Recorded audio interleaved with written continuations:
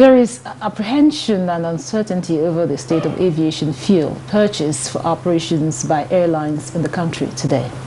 These fears are not unfounded. Recall the incident of multiple failure water tests upon refueling a domestic airline on the 17th of July 2023 in Lagos.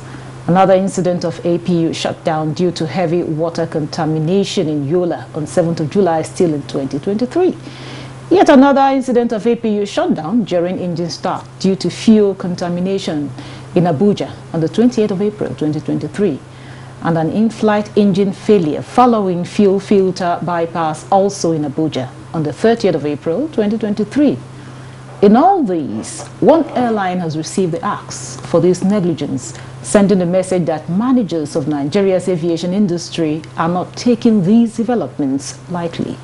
Several investigations are currently on as the Nigerian Civil Aviation Authority and the House of Representatives investigate the source of these contaminated fuel. In the meantime, concerns have been raised over issues of proper monitoring and quality control during refueling of aircrafts. These inform our focus on Nigeria today. Welcome to the program. I am your carrier, Clinton.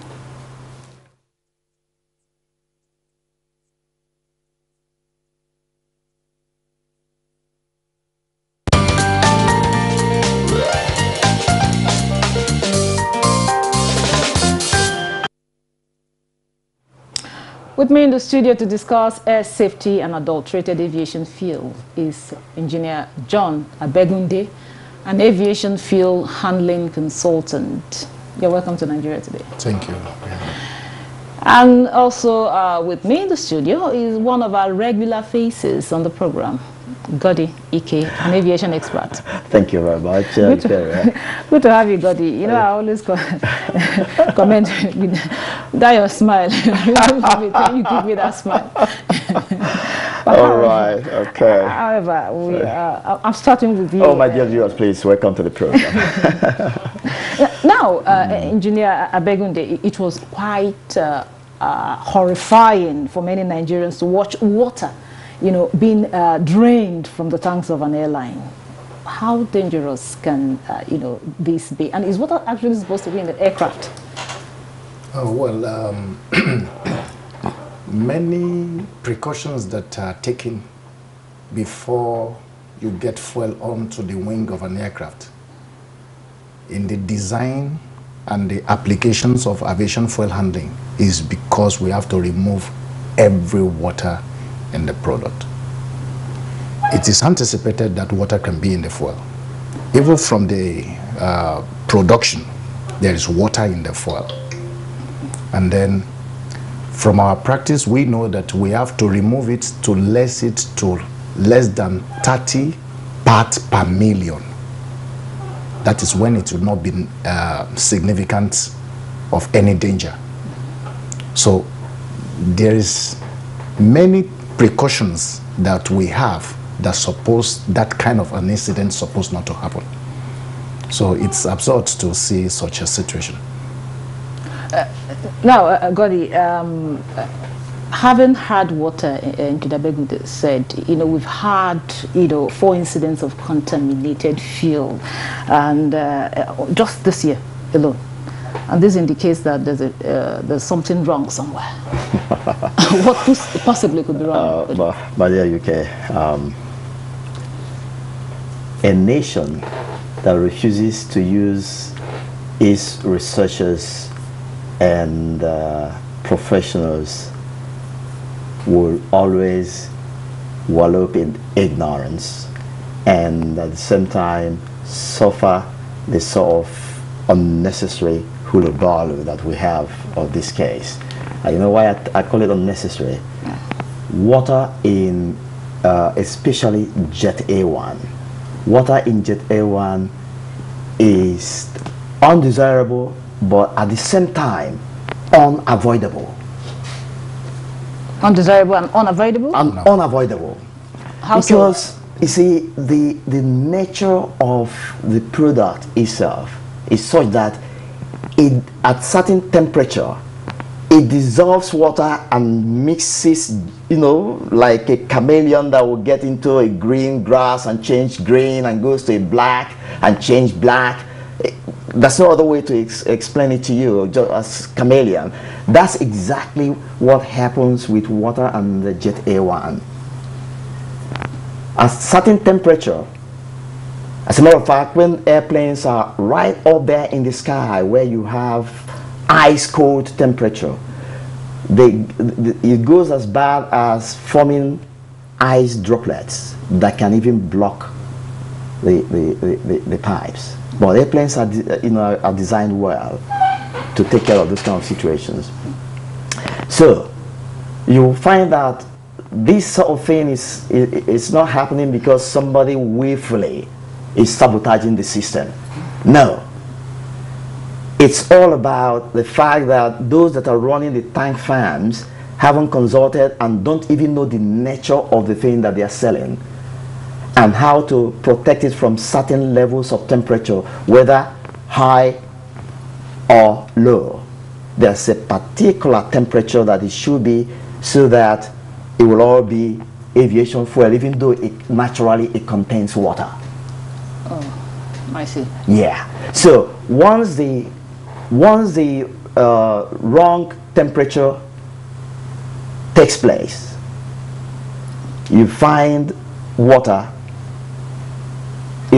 separating from the real thing, and then begin to operate as water, and which can shut down, the engine. Of course, especially those turbine, jet engines. As against, well, if you have there's some airplanes that use piston engines and they use lower grade of aviation fuel. That's not what we're discussing, because most of the jets that we use here are all turbine engines, and so they must begin to consult. As a matter of fact, I want to even specially ask NTA, since it has become a big issue, before the thing gets to slaughter people in this country, create a 1 hour airtime. Get these airlines to sponsor that airtime, and I'll come here and give you graphic information of what's going on. So it's not sabotage, neither is it carelessness or recklessness of people who are importing them. It's about the nature of the product and the storage facilities that we are using. I'm not going to tell them more on this, because it's, as far as I'm concerned, it's an intellectual property. They must ask questions, pay for it, and get answers. I'm done. Okay. Now, Engineer Begunde, he just said, okay, just giving us all the lecture, as but then we understand it was about over 200 liters of water that was, drained from the aircraft. How possible is that? I mean, you are a field consultant. How? Okay, let me ask this. How, just like you just mentioned, how eventually did they get to that? Okay, like he said, you need to understand what you are handling. If you have an understanding of the product you are handling, and you understand its behavior with climate change and temperature change and all of it, then you will emphasize that that is actually possible, but it's in a rare situation where preventive maintenance plans are not being effected. We have sequence of activities to be done in order not to get aviation fuel to that kind of a state. If you keep an aviation fuel under normal temperature here, and you have a certain space on top of it, like an half-filled tank, then it's an hydrocarbon. It has to condense the air and get the sweat. The water will be sweating and come to the bottom of the fuel. Not to talk of carrying it to a higher temperature where a dissolved water will become a molecule. Correct. And at one stage, it will even become an ice block. Droplet. So, you see, what we are talking about is that there are so many things that supposed to have been done that probably have not been done. Now, is it on the side of the marketers or the side Okay, of so the airline? it is very difficult. It is left for those who are investigating to tell us what they've been able to see as possible failure from which place, because every product in the wings of an aircraft has a traceability to the production level. You must be able to trace every liter of fuel you put on the wing of an aircraft to the place where it's sourced from. So you will be able to check backward and say what was done at this time, what was done at this time. If this has not been done, it will cumulatively be generating this possibility. So I tell people it is you having something in your hand on spec, on specification, but your carelessness and your improper handling turn it to become off specification. Okay. Now I want to get something clear. Is it at the point of feeling the aircraft? Did this, like your analogy you gave us earlier, is it at the point of feeling the aircraft, or is it at what point does this change usually take place? My dear, let me give you a quick answer to this, because because the reason why I'm asking this is the fact that we are supposed to have, will I say, people that monitor these things, fueling the aircraft, or even getting it from the marketers, right? We're supposed to have that. You can. Okay. Here's what you see. Okay. If you bring a bucket of aviation fuel right now that is full of water, and you bring another one that is clean, you see exactly the same thing. Oh. Yeah. Sometimes colorless, just like colorless liquid.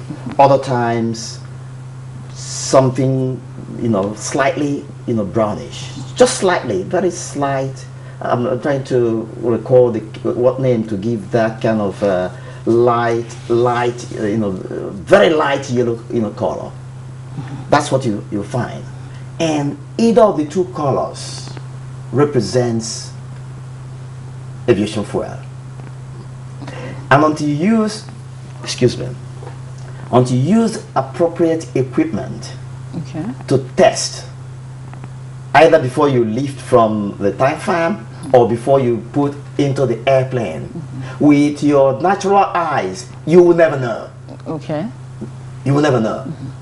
And so, what seems to be happening is that those that go to pick up from the tank farm are doing their business, turn over. They quickly load them into the tankers that drive to the airport in order to get onto the wings of the airplane and pump them in as quickly as they can, because other airplanes are waiting to receive the same product. So in all fairness to all these individuals, they have no way of knowing that the product they are delivering has degenerated into more water than the real thing. Remember, my language is undesirable but also unavoidable because of the nature of the product. Now we need to get serious as a nation and as a people. We must stop ignoring our professionals in different fields. This gentleman, John, ask him if anybody has ever consulted him to ask him questions about what they are delivering. We'll get to that, Goddy. And my humble self, that having taken time to research deeply into the aviation sector, who's asking questions? Come on, this nation must get serious. Yes, Goddy, we'll get to that. We'll get to that. Let's pause here and listen to comments from other experts on the issue. Stay with us. We issued a safety recommendation to Civil Aviation Authority at the time to strengthen their oversight on regulatory functions where fuel supply is concerned. And they should do this in conjunction with the DPR at the time. Because when you look at the value chain, yeah, DPR may be the regulator for oil and gas as at that time, but when it comes to aviation fuel. From the time that fuel gets to the airport to the time it's being supplied to an aircraft, it is the Civil Aviation Authority's concern. They should regulate that. So the steps that we intend to take after all, as a matter of fact, we don't want to put the cart before the horse. That is why we are collaborating with the stakeholders and get all the feedback that we can get, and then together we'll be able to fashion our concrete steps that we're going to take. Some of the steps would be if you are not properly licensed, then you have no business. I can't really say how strict or diligent they are in the process of their verification, but I think what has happened is just a call to duty for each and every one of them to sit up and rise to the occasion. They have a role to play, and there are some people who are suggesting that the operators will also have their check mechanism. That's very good. Welcoming. We continue to do that, but that should not be our job. They should make our job easy, just like you would want to get into the aircraft and sleep. The air operators ourselves, the aerodrome operators, that is fun. It's even the fuel vendors themselves. It's a whole chain of defense, and if one defense line fails in its duty to do anything, then it will be catastrophic. This is aviation. We fly in the air, not on the ground. So any little thing could really cause a problem for everybody. Welcome back. This is still Nigeria Today, and we're discussing safety and adulterated aviation fuel. My guests are still here with me. I have Godike and John Abegunde. John, you had the comments of some experts there, an airline operator. So, what's your take?